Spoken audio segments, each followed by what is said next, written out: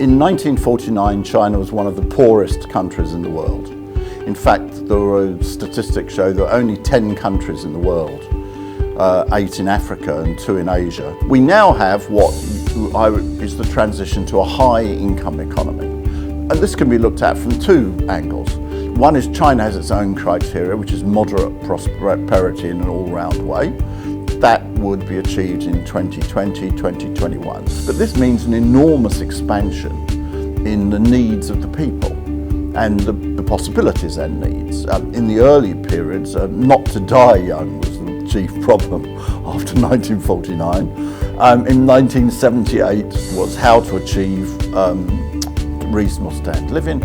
Now people have educational needs, cultural needs, environmental needs, etc., which are much more complicated and much more developed, and therefore this constitutes a new era. I think the new era means a more harmonious model of growth, respectful for environment, providing with better salaries in order to ensure better quality of life for the majority of Chinese people, and fighting corruption.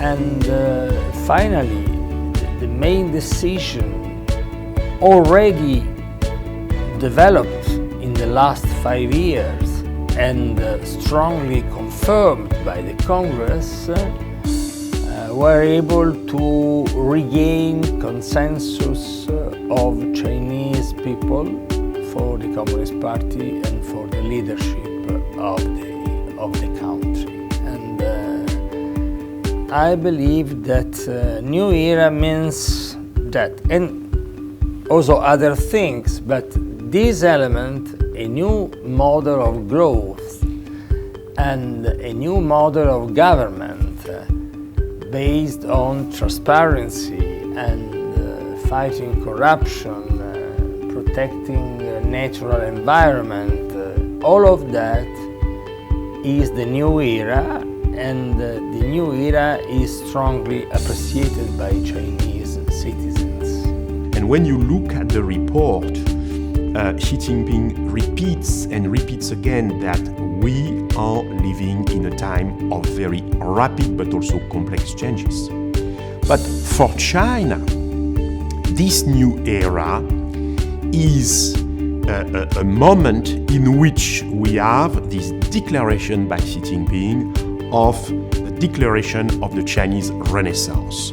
I think that Mao Zedong declared the Chinese independence, in a sense, revolutionary independence. Deng Xiaoping declared to the Chinese people and to the world that China is an open country, is going to reform and it's going to open itself to the world. And Xi Jinping just said to the world, look at China, we are going through a process of renaissance, and the renaissance will be completed, in a sense, in 2050.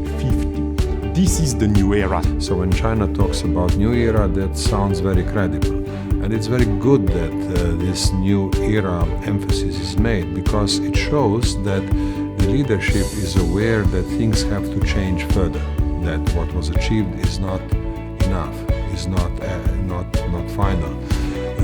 I think in politics there is always a danger of complacency, a danger that politicians are satisfied with what was achieved and don't think about a new era. If the leading political force of the country says we have achieved something but we need to go into a new era, that has a very strong mobilizational potential.